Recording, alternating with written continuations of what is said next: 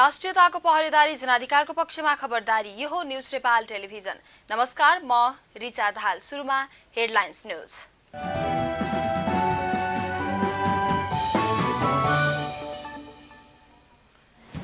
आजदेखि दशैंमा घर जानका लागि लामो तथा मध्यम दूरीका बसको अग्रिम टिकट बुकिङ खुला। अग्रिम टिकट बुकिङका लागि काठमाडौँ उपत्यकाका 14 स्थानमा हेल्प डेस्क स्थापना।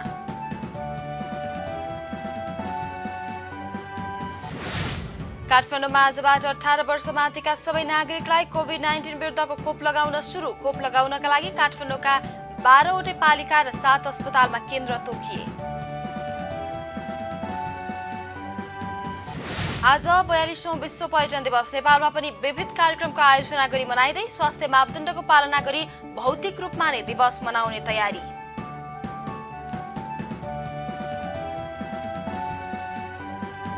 भारतमा गुलाब चक्रवातका कारण पूर्वी राज्यहरूबाट 10,000 मानिसलाई सुरक्षित स्थानमा सारियो। स्थानीयलाई नदी किनार, नहर तथा समुद्र किनारमा नजान चेतावनी।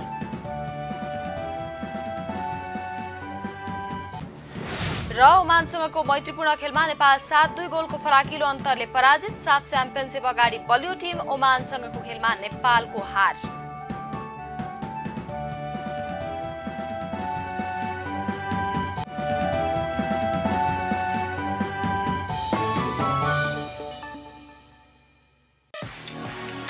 Strong connection build strong relation. Uninterrupted connection. Uninterrupted learning. Non-stop communication. Non-stop uploading. Non-stop downloading. Faster streaming. Faster gaming. Do whatever you think because this is Dish Home's FiberNet. तपाई कामबाट थाकेर फर्किनुहुन्छ र तपाईको सुत्ने म्याट्रेस राम्रो नहुँदा तपाईले धेरै समस्या भोग्नुपर्छ, जस्तै निद नलाग्ने, ढाड दुख्ने, ओछ्यान बुझाउने र अन्य धेरै। यसको एकमात्र समाधान हो युनाइटेड म्याट्रेस। अत्याधुनिक प्रविधिबाट नेपालमा बनेको यो म्याट्रेसले दिनेछ तपाईको शरीरलाई राहत र आनन्दको निद्रा।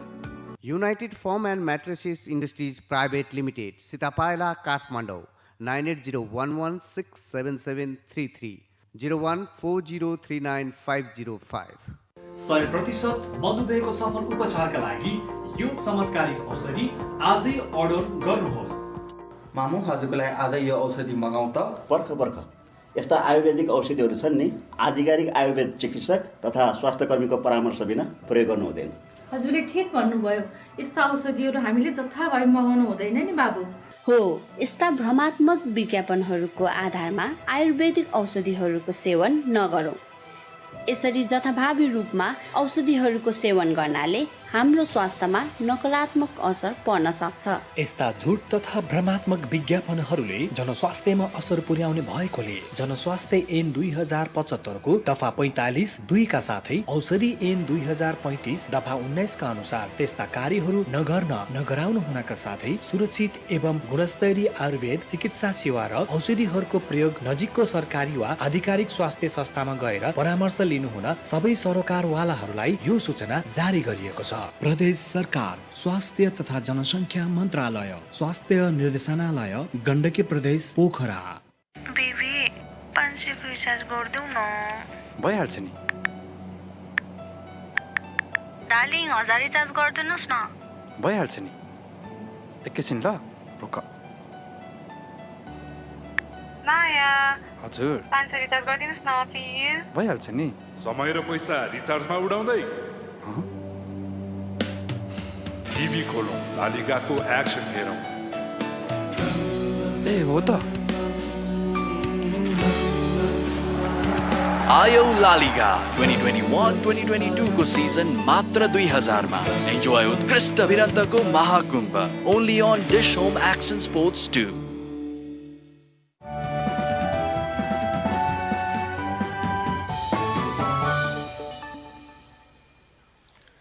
अब न्यूज विस्तारमा सुरु गरौं। अग्रिम टिकट बुकिङ खुल्ला सम्बन्धी प्रसंगबाट। सरकारले आजदेखि दशैंमा घर जानका लागि लामो तथा मध्यम दूरीका बसको अग्रिम टिकट बुकिङ खुल्ला गरेको छ। नेपाल यातायात व्यवसायी राष्ट्रिय महासंघका अनुसार बिहान 7 बजे टिकट बुकिङ सुरु भएको छ। यातायात व्यवस्था विभागका अनुसार अग्रिम टिकट बुकिङका लागि काठमाडौँ उपत्यकाका 14 स्थानमा हेल्प डेस्क राखिएको छ। नयाँ बस पार्क, माछापोखरी, स्वयम्भू, कलङ्की, नागढुङ्गा, बल्खु, दक्षिणकाली, साधुबाटो, कोटेश्वर, जगाती, चाबहिल, गौशाला, सुन्धारा र पुरानो बस पार्कमा हेल्प डेस्कहरू छन्। टिकट खुलेको पहिलो दिनदेखि नै राजधानीको गोगनम्पु स्थित नयाँ बस पार्कमा टिकट काउन्टर थप गरिएको छ। यसैबीच महानगरी ट्राफिक प्रहरी महाशाखाले चाडपर्वलाई लक्षित गरेर राजधानीका विभिन्न 14 स्थानमा यात्रु सहायता कक्ष स्थापना गरेको छ।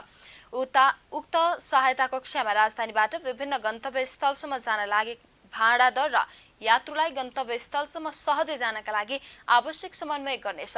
सरकारले तोकेको भन्दा बढी भाडा यात्रुहरूबाट लिएको पाइए तत्काल कारबाही हुने यातायात व्यवस्था विभागले जनाएको छ। काठमाडौँमा आजबाट 18 वर्ष माथिका सबै नागरिकलाई कोभिड-19 विरुद्धको खोप लगाउन सुरु गरिएको छ। खोप कार्यक्रम अन्तर्गत 18 वर्ष माथिका सबै नागरिकलाई भेरोसेल खोपको पहिलो डोज दिन सुरु गरिएको हो। खोप लगाउनका लागि काठमाडौँका 12वटै पालिका र 7 अस्पतालमा केन्द्र तोकिएको छ। खोप लिने अनिवार्य अनलाइन फर्म भर्नुपर्ने स्वास्थ्य कार्यालय काठमाडौँले जनाएको छ। आजदेखि 3 दिनसम्म खोप दिने तयारी रहेको छ। आज सेप्टेम्बर 27 अर्थात् 42औं विश्व पर्यटन दिवस नेपालमा पनि विविध कार्यक्रमको आयोजना गरी मनाइँदैछ। कोभिड-19 महामारीका बीच स्वास्थ्य मापदण्डको पालना गरी भौतिक रूपमा दिवस मनाउन लागि हो। दिवसका अवसरमा संस्कृति, पर्यटन तथा नागरिक उड्डयन मन्त्रालय र मातहत निकाय तथा सरकार संस्थाले विभिन्न कार्यक्रम गरी दिवस मनाउन लागेका हुन्। दिवस भव्य रूपमा मनाउन पर्यटन मन्त्रालयका सचिव यादव प्रसाद कोइरालाको अध्यक्षतामा 42औं विश्व पर्यटन दिवस मूल समारोह समिति गठन गरिएको छ। टुरिज्म फर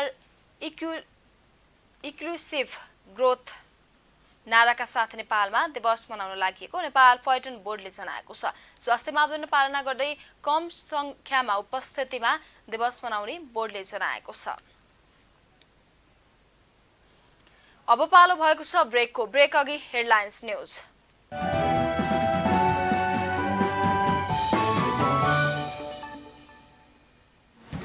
आजदेखि दशैंमा घर जानका लागि लामो तथा मध्यम दूरीका बसको अग्रिम टिकट बुकिङ खुला। अग्रिम टिकट बुकिङका लागि काठमाडौँ उपत्यकाका 14 स्थानमा हेल्प डेस्क स्थापना।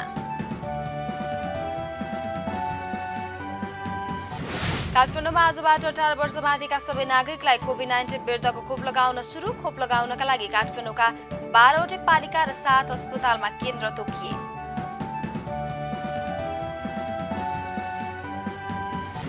आज 42औं विश्व पर्यटन दिवस। नेपालमा पनि विविध कार्यक्रमको आयोजना गरी मनाइँदै स्वास्थ्य मापदण्डको पालना गरी भौतिक रूपमा नै दिवस मनाउने तयारी।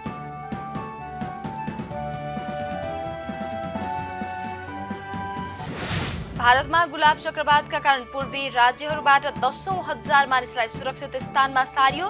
स्थानीयलाई नदी किनार, नहर तथा समुद्री किनारमा नजान चेतावनी। र ओमानसँगको मैत्रीपूर्ण खेलमा नेपाल 7-2 गोलको फराकिलो अन्तरले पराजित। साफ च्याम्पियनसिप अगाडि बलियो टिम ओमानसँगको खेलमा नेपालको हार।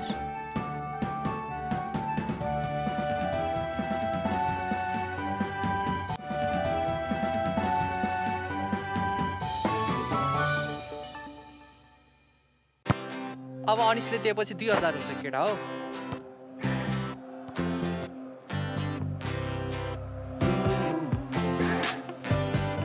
ल हाम्रो आयो है। ब्रो सुन त, लालिगा लिग सुरु भइसकेको छ, केमा हेर्ने हो? यसो लिङ्क सिङ छैन हो भने यो सिजन फेसबुकमा पनि आउँदैन रहेछ यार। यस्तो लिङ्क सिङ सेयर गर्न यार एक्स्ट्रा त्यति थाहा छैन। आयो लालिगा, एन्जोय उत्कृष्ट भिरन्तको महाकुम्भ only on Dish Home Action Sports 2 2021-2022 को सिजन मात्र 2000 मा। 100% मधुमेहको सफल उपचारका लागि यो चमत्कारिक औषधि आजै अर्डर गर्नुहोस्। मामु हजुरको लागि आज यो औषधि मगाउँ त। पर्ख यस्ता आयुर्वेदिक औषधिहरू छन् नि, आधिकारिक आयुर्वेद चिकित्सक तथा स्वास्थ्यकर्मीको परामर्श बिना प्रयोग गर्नु हुँदैन। हजुरले ठिक भन्नुभयो। यस्ता औषधिहरू हामीले जथाभावी मगाउनु हुँदैन नि बाबु। हो, यस्ता भ्रमात्मक विज्ञापनहरूको आधारमा आयुर्वेदिक औषधिहरूको सेवन नगरौँ। यसरी जथाभावी रूपमा औषधिहरूको सेवन गर्नाले हाम्रो स्वास्थ्यमा नकारात्मक असर पर्न सक्छ। यस्ता झुट तथा भ्रमात्मक विज्ञापनहरूले जनस्वास्थ्यमा असर पुर्याउने भएकोले जनस्वास्थ्य ऐन 2075 को दफा 45(2) का साथै औषधि ऐन 2035 दफा 19 का अनुसार त्यस्ता कार्यहरू नगर्न नगराउनु हुनका साथै सुरक्षित एवं गुणस्तरीय आयुर्वेद चिकित्सा सेवा र औषधिहरूको प्रयोग नजिकको सरकारी वा आधिकारिक स्वास्थ्य संस्थामा गएर परामर्श लिनुहुन सबै सरोकारवालाहरूलाई यो सूचना जारी गरिएको छ। प्रदेश सरकार, स्वास्थ्य तथा जनसङ्ख्या मन्त्रालय, स्वास्थ्य निर्देशनालय, गण्डकी प्रदेश, पोखरा। तपाईँ कामबाट थाकेर फर्किनुहुन्छ र तपाईँको सुत्ने म्याट्रेस राम्रो नहुँदा तपाईँले धेरै समस्या भोग्नुपर्छ, जस्तै निद नलाग्ने, ढाड दुख्ने, ओछ्यान बुझाउने र अन्य धेरै। यसको एकमात्र समाधान हो युनाइटेड म्याट्रेस। अत्याधुनिक प्रविधिबाट नेपालमा बनेको यो म्याट्रेसले दिनेछ तपाईँको शरीरलाई राहत र आनन्दको निद्रा। United Foam and Mattresses Industries Private Limited, Sitapaila, Kathmandu, 9801167733, 0140395505.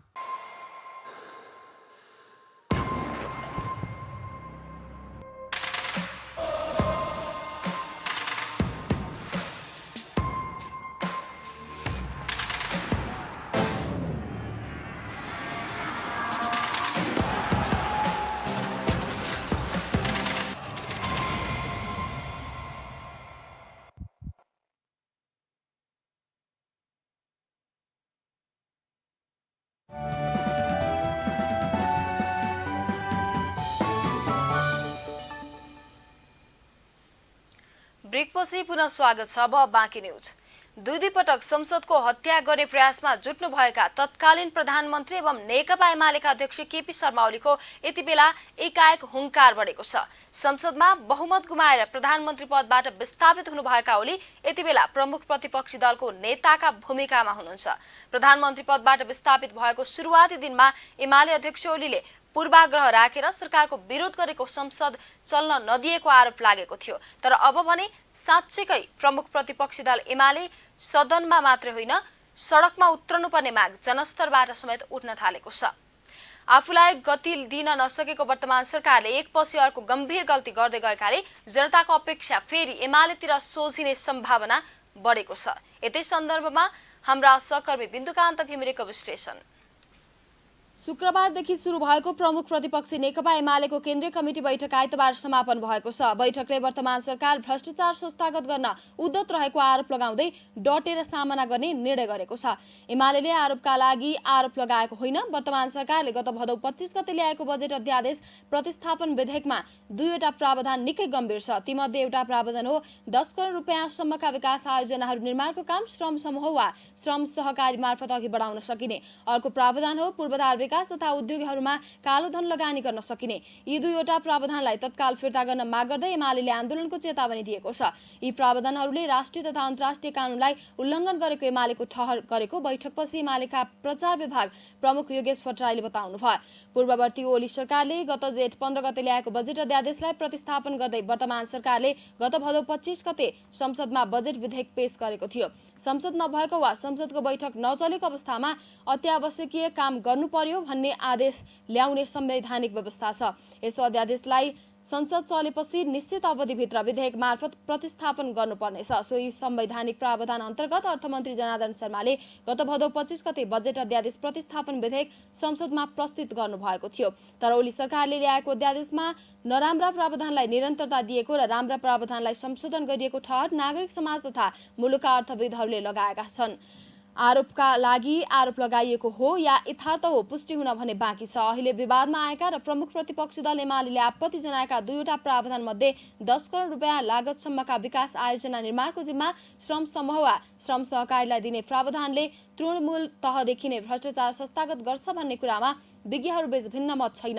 उपभोक्ता समिति मार्फत भौतिक पूर्वाधार निर्माण गर्ने नाममा गत आर्थिक वर्षमा मात्रै करिब 3 अर्ब 94 करोड 28 लाख रुपियाँ अनियमितता भएको महालेखाले जनाएको छ।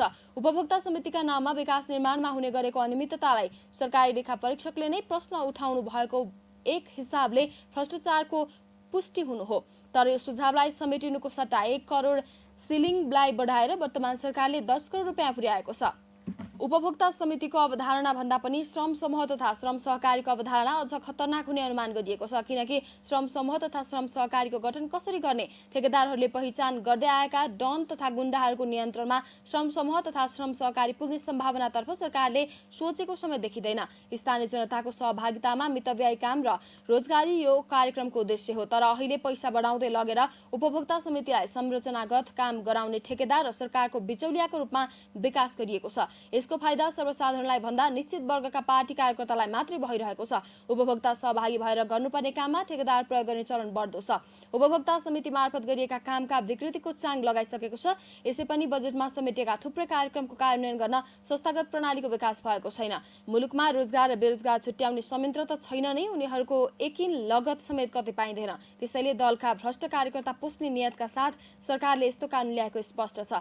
बेरोजगार युवा मिलेर बनाएको श्रम समूहले 10 करोडको योजना खर्च गर्न दक्षता राख्ने सम्भावना नै हुँदैन। यसअघिका बजेटमा समेटिएका कार्यक्रमको समीक्षा गरेर अगाडि बढ्नुपर्नेमा मुलुकको स्रोत दुरुपयोग हुने कार्यक्रम ल्याउने प्रवृत्ति गलत हो। सुन्दा कनपिया लागे पनि ठेकेदारको काम श्रम सहकारीले गर्ने भनेको हास्यास्पद हो। देउवा सरकारले आर्थिक विधेयक 2078 मा आयकर ऐन 2058 को दफा 11 थप गरी राष्ट्रिय महत्त्वका पूर्वाधार विकास परियोजना तथा उद्योगमा सम्बत 2080 साल चैत्र मसान्तसम्म गरेको लगानीको आय स्रोत खोजिने छैन भन्ने प्रावधान स्पष्ट रूपमा उल्लेख गरिएको छ। आय स्रोत नखुलेको सम्पत्ति अवैध हुने कानुन हाम्रो मुलुकले पनि अवलम्ब गर्दै आएको छ। यो भ्रष्टाचार नियन्त्रणका लागि विश्वव्यापी मान्यता हो। नेपालका विभिन्न राजनीतिक कर्मी तथा व्यापारीहरूले विदेशी ब्याङ्कमा जम्मा गरेको अवैध सम्पत्ति लगानी मार्फत फुकुवा गर्न वर्तमान गठबन्धन सरकारले यस्तो कानुन ल्याएको आरोप एमाले मात्र लगाएको होइन, भ्रष्टाचार नियन्त्रण सम्बन्धी काम गरेका सङ्घ संस्थाहरूले पनि लगाएका छन्।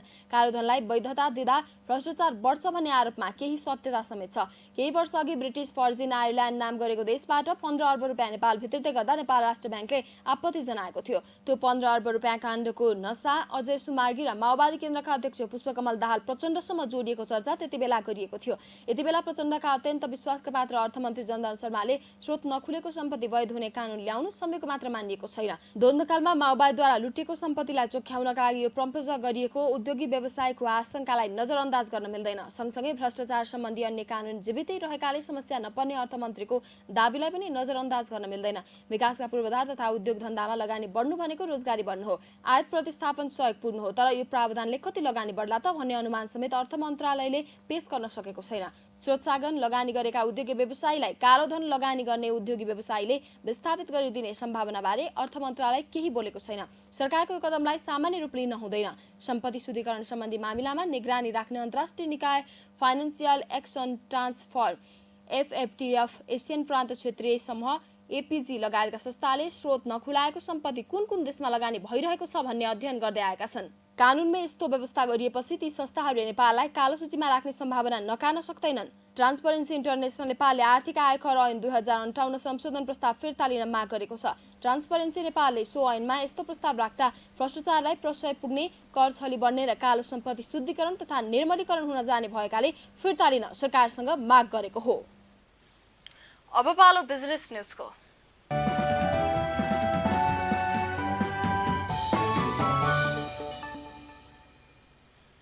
जनकपुरको कुर्थाबाट जयनगरसम्म चलाउन भनेर नेपाल भित्राइएको रेल 1 वर्ष बितिसक्दा पनि सञ्चालनमा आउन सकेको छैन।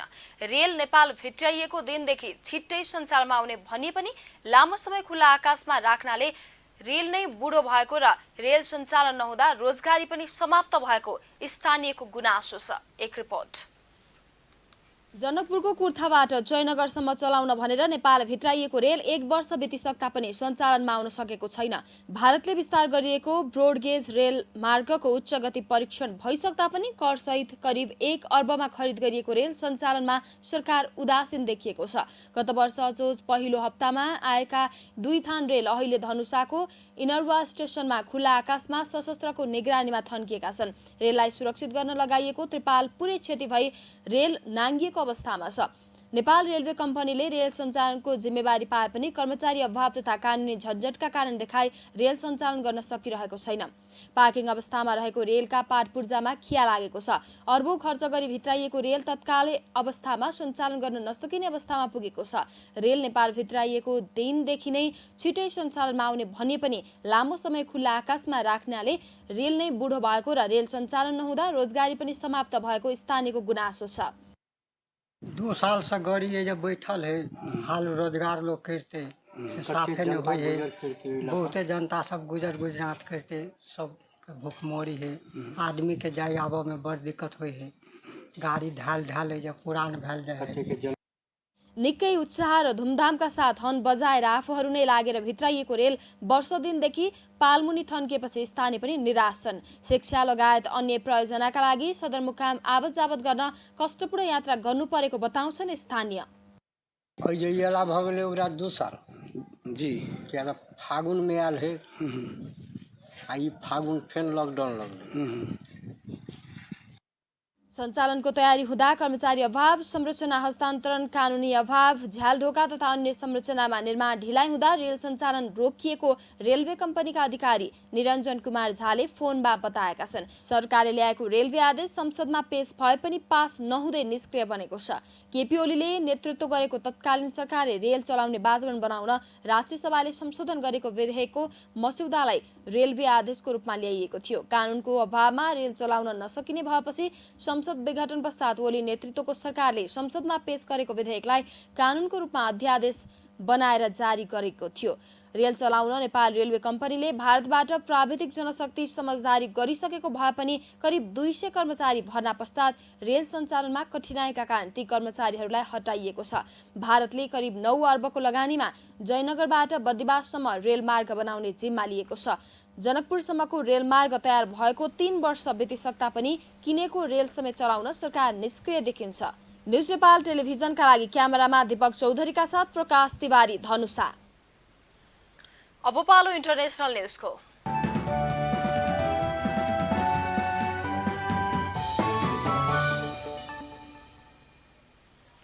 भारतमा गुलाब चक्रवातका कारण पूर्वी राज्यहरूबाट 10,000 मानिसलाई सुरक्षित स्थानमा सारिएको छ। आइतबार साँझदेखि भीषण वर्षा र भयंकर हावाहुरी आउने क्रम जारी रहेको छ भने चक्रवातको प्रभाव बंगालको खाडीसम्म आइसकेको छ। चक्रवातले बाढी र पहिरोको जोखिम पनि बढाएको छ। प्रति घण्टा 95 किलोमिटरका गतिले आइरहेको आँधी मध्यरातबाट उडिसा र आन्ध्र प्रदेशमा पनि प्रवेश गरेको छ। आँधी प्रभावित राज्यहरूबाट हजारौं मानिसहरूलाई सुरक्षित स्थानमा सारिएको छ भने नदी किनार, नहर तथा समुद्र किनारमा नजान चेतावनी दिएको छ। आइतबार साँझदेखि भीषण वर्षा र हावाहुरीसहित प्रति घण्टा 95 किलोमिटरका गतिले आइरहेको आँधी मध्यरातबाट उडिसा र आन्ध्र प्रदेशमा प्रवेश गरेको थियो।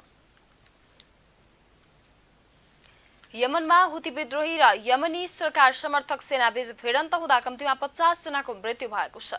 तेल सम्पन्न उत्तरी क्षेत्रमा रहेको सरकारको अन्तिम गढ मारिबमाथि इरान समर्थित हुती विद्रोहीले पुनः आक्रमण गरेपछि यस महिनामा मात्रै सयौंको मृत्यु भएको छ। सैनिक अधिकारीहरूका अनुसार लडाईँमा यसरी सेना र यसलाई सहयोग गर्दै आएको स्थानीय लडाकुहरू गरी कम्तीमा 7 को मृत्यु भएको छ।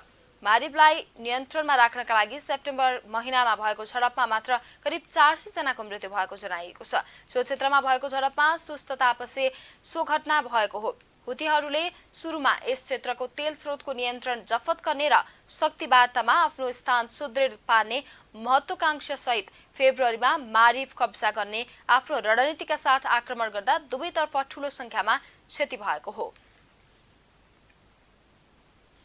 अब पालो स्पोर्ट्स न्यूजको।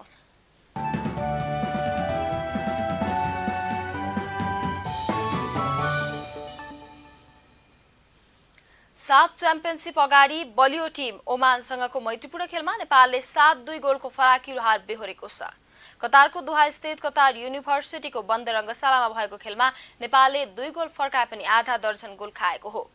नेपालभन्दा वरियतामा पनि निकै माथि रहेको ओमानले खेलको 9 मिनेटमा अग्रता बनायो। यसका लागि फामी सेदले गोल गरे। ओमानले खेलको सुरुवातमा नै नेपालमाथि दबाव दिएको थियो। नेपालका लागि 44औं मिनेटमा अन्जन विष्टले गोल गर्न सफल भए, तर दोस्रो हाफको सुरुवातमा नै ओमानले खेलमा तेस्रो गोल गर्यो। उनका लागि मोसेन गाभरले गोल गर्दै टिमलाई 3-1 को अग्रता दिलाए। पहिलो हाफमा आफ्नो मुख्य सेटलाई मैदानमा उतारेको ओमानले गोलको वर्षाने गर्यो। खेलको अन्तिममा नेपालले 1 गोल फर्काएको थियो। नेपाली मुख्य प्रशिक्षक अब्दुल्लाह अल मुताइरीको पहलमा नेपालले ओमानसँग मैत्रीपूर्ण खेल खेल्न पाएको हो। नेपाली टिमले अब साफ च्याम्पियनशिपका लागि मालदिभ्स जानेछ। इन्डियन प्रिमियर लिग आइपिएल क्रिकेटमा रोयल च्यालेन्जर्स बेंगलोर 54 रनले विजयी भएको छ। गैराती दुबईमा भएको खेलमा बेंगलुरुले साबिक विजेता मुम्बईलाई 54 रनले हराएको हो। बेंगलुरुले दिएको 166 रनको लक्ष्यसहित जवाफी ब्याटिङ गरेको मुम्बई 18 ओभर 1 बलमा अल आउट हुँदै 111 रनमा समेटियो। मुम्बईका लागि कप्तान रोहित शर्माले सर्वाधिक 43 रन बनाए। यस्तै क्वेन डी ककले 24 रन बनाउनु बाहेक अरूले दोहोरो अङ्क जोड्न सकेनन्। बेंगलुरुका हर्षल पटेलले 4 विकेट लिए भने युजवेन्द्र चावलाले 3, ग्लेन मैक्सवेलले 2 र मोहम्मद सिराजले 1 विकेट लिए। यसअघि पहिलो ब्याटिङ गरेको बेंगलुरुले 20 ओभरमा 6 विकेट गुमाएर 165 रन बनाएको थियो। बेंगलुरुका ग्लेन मैक्सवेलले र कप्तान विराट कोहलीले अर्धशतकीय पारी खेले। मैक्सवेलले 56 रन तथा कोहलीले 51 रनको योगदान गरे। यस्तै शंकर भारतले 32 र एबीडी भिलियन्सले 11 रन बनाए। मुम्बईका जसप्रीत बुमराहले 3 विकेट लिए। जितसँगै बेंगलुरुले 10 खेलमा 12 अङ्क जोडेको छ। बेंगलुरु तेस्रो स्थानमा छ, मुम्बई 8 अङ्क जोडेर 7औं स्थानमा छ। हामी न्यूज बुलेटिनको अन्त्यमा आइपुगेका छौं। जाँदै जाँदै हेडलाइन्स न्यूज पुनः एकपटक।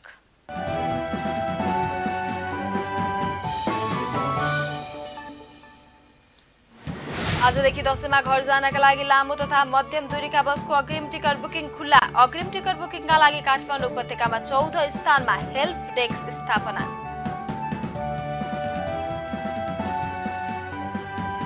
काठमाडौँमा आजबाट 18 वर्षमाथिका सबै नागरिकलाई कोभिड-19 विरुद्धको खोप लगाउन सुरु।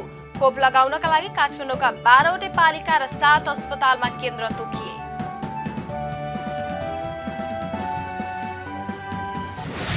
आज 42औं विश्व पर्यटन दिवस। नेपालमा पनि विविध कार्यक्रमको आयोजना गरी मनाइँदै स्वास्थ्य मापदण्डको पालना गरी भौतिक रूपमा दिवस मनाउने तयारी।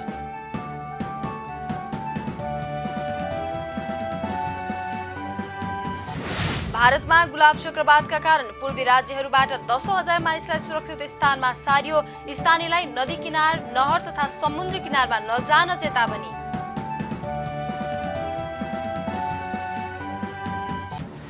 र ओमानसँगको मैत्रीपूर्ण खेलमा नेपाल 7-2 गोलको फराकिलो अन्तरले पराजित। साफ च्याम्पियनसिप अगाडि बलियो टिम ओमानसँगको खेलमा नेपालको हार।